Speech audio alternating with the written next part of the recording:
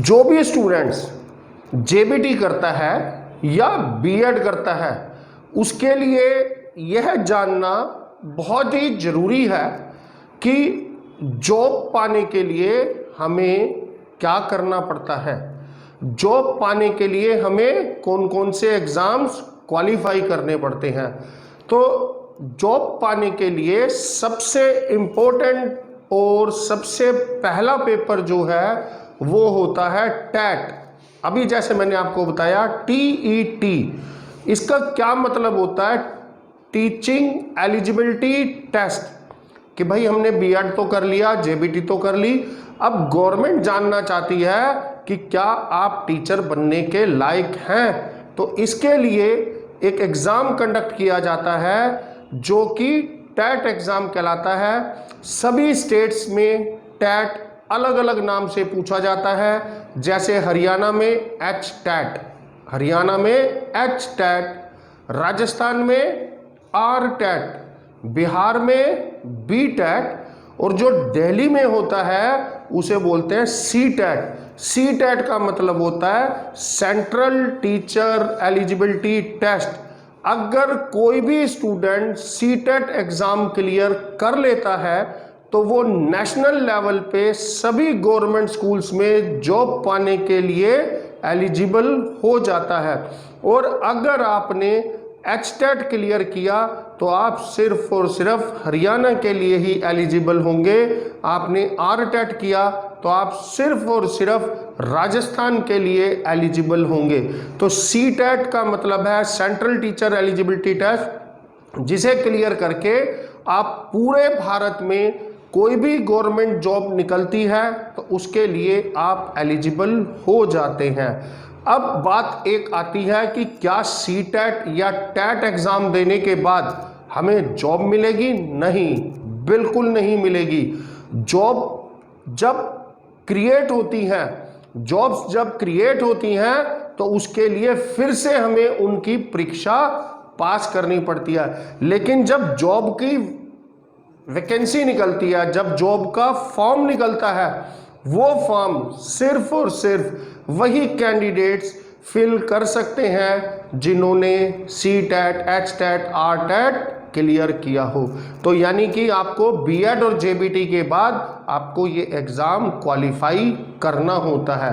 अब बात ये आती है कि ये एग्ज़ाम साल में कितनी बार होता है। ये एग्ज़ाम साल में 2 बारी होता है, और जो सीटेट एग्ज़ाम होता है वो CBSE, central board of secondary education, इस एग्ज़ाम को कंडक्ट करते हैं और ये साल में 2 बारी होता है। तो उम्मीद है आपको अभी तक का बताया हुआ सब कुछ समझ आ गया होगा। धीरे धीरे करके सभी टॉपिक्स को मैं 1 बाय 1 आपके साथ क्लियर करना चाहता हूं। तो पहला पॉइंट ये क्लियर करा, सीटेट कौन देता है? जिसने जेबीटी और बीएड करी हो। सीटेट करने के बाद डायरेक्ट जॉब नहीं मिलती है। तीसरा, ये साल में 2 बार इसकी परीक्षाएं कंडक्ट की जाती है। ठीक है, अब सीटेट किसे देना है? क्या हर बीएड के स्टूडेंट को सीटेट देना है? नहीं देना है।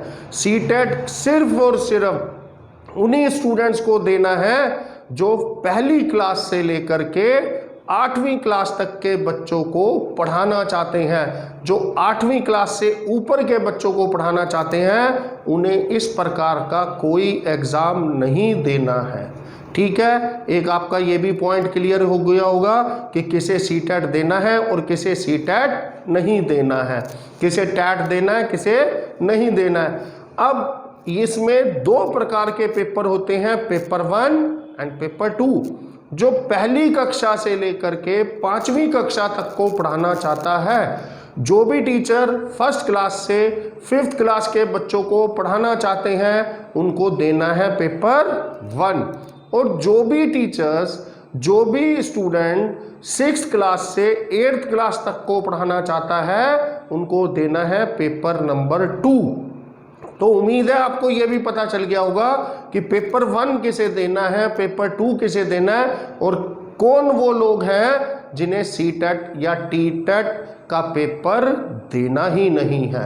अब बात आती है इस एग्ज़ाम को देने का एलिजिबिलिटी क्राइटेरिया क्या है? एलिजिबिलिटी सिर्फ इतनी है, आपने या तो अपनी जेबीटी क्लियर की हो, जिसको डाइट भी कहते हैं, जिसको डीएड भी कहते हैं, means the diploma in education, और जिसने अपनी बीएड क्लियर करी हो, वो सभी लोग इस पेपर को दे सकते हैं। साथ ही साथ वो स्टूडेंट्स भी इन पेपर्स को दे सकते हैं जो अपने फाइनल ईयर का एग्जाम के लिए अपीयर होने जा रहे हैं। जरूरी नहीं है कि बीएड पूरी होने के बाद आप ये एग्जाम दें, जरूरी नहीं है जेबीटी पूरी होने के बाद एग्जाम दें। अगर आप उसके फाइनल ईयर में हैं तो भी आप ये एग्जाम दे सकते हैं।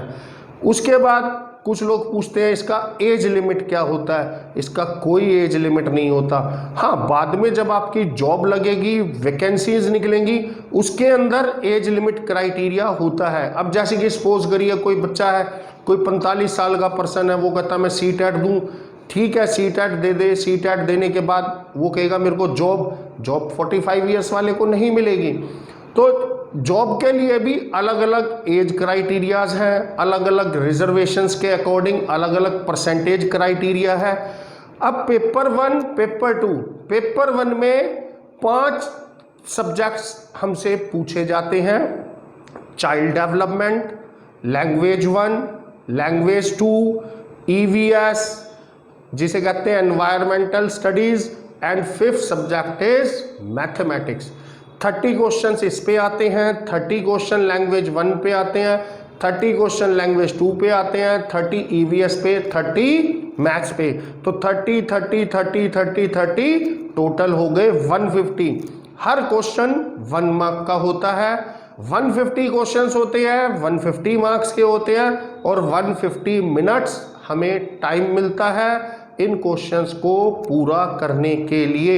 और साथ ही साथ एक चीज का ध्यान दीजिए, इसमें कोई नेगेटिव मार्किंग नहीं होती है, कोई भी नेगेटिव मार्किंग नहीं होती है, और सभी क्वेश्चंस एमसीक्यूज टाइप में होते हैं, तो आप बड़ी आसानी से उनका आंसर दे सकते हैं। ठीक ऐसे ही पेपर 2, पेपर 2 फिर से 2 टाइप का होता है। पेपर 2 2 टाइप का होता है। पेपर 2 में एक होता है फॉर साइंस स्टूडेंट और एक होता है for arts and commerce student. ये जो बातें मैं आपसे शेयर कर रहा हूं, हमारे यहाँ रोज इतने फोन्स आते हैं, लोग पर्सनली मिल के आते हैं, सर थोड़ा सा सीटेट को ब्रीफ करिए, सर एक्सटेट को ब्रीफ करिए, मैं पेपर 2 भरूं, पेपर 1 भरूं, या पेपर 2 में कौन सा भरूं। अब देखिए पेपर 2 में फिर से पहला subject child development, okay, next is language 1, next is language 2. These 3 papers are common to both paper 1 and paper 2. Now come to the paper number 4 or 5. For the science student, 4th paper is of science and 5th subject is maths. For the science student, 4th subject is science and 5th subject is maths. Whereas for the arts and commerce student, first 3 subjects remain same: child development, language 1, language 2, and the rest 2 subjects, the whole 60 questions, these whole 60 questions are from social science. These 60 questions are from social science. So paper 1 में भी 150 question होते हैं, paper 2 में भी 150 question होते हैं, हर question 1 mark का होता है, यानी कि और टोटल इनको करने के लिए जो हमें समय दिया जाता है वो भी टोटल 150 मिनट का समय होता है। और अब आप ये जरूर जानना चाहेंगे कि इसमें पासिंग मार्क्स कितने होते हैं। इनके पासिंग मार्क्स होते हैं 60%, यानी कि 150 का 60%, 90 नंबर। जो बच्चा 90 नंबर लेकर के आएगा, जो भी स्टूडेंट 90 मार्क्स लेकर के आता है, वो इन पेपर में पास हो जाता है। साथ ही साथ बहुत लोग हमसे पूछते हैं कि क्या सर हम दोनों पेपर दे सकते हैं? अगर किसी स्टूडेंट ने बीएड की है तो वो पेपर 1 पेपर 2 दोनों दे सकते हैं, लेकिन अगर किसी स्टूडेंट ने जेबीटी या डीएड किया है वो सिर्फ और सिर्फ पेपर 1 ही दे सकता है, पेपर 2 नहीं दे सकता है। तो मुझे उम्मीद है आपको इस वीडियो के माध्यम से टीईटी टेट एग्जाम की पूरी जानकारी आपको मिल गई होगी। अगर फिर भी आपके मन में कुछ प्रश्न रह गए हो तो आप हमें कमेंट बॉक्स में लिख सकते हैं। मैं पूरी कोशिश करूंगा आपकी उन क्वेरीज को ब्रीफ कर सकूं, आपको समझा सकूं, और आप इसी तरह से अपना प्यार हमें देते रहिएगा, हमारे साथ बने रहिए। हमारे चैनल को अभी तक आपने सब्सक्राइब ना किया हो तो प्लीज़ प्लीज़ प्लीज़ आप इसे सब्सक्राइब जरूर करिए। यहाँ पर हम इस तरह की और भी एजुकेशनल वीडियोस लेकर आते रहे हैं, साथ ही साथ लेकर आते भी रहेंगे। Thank you.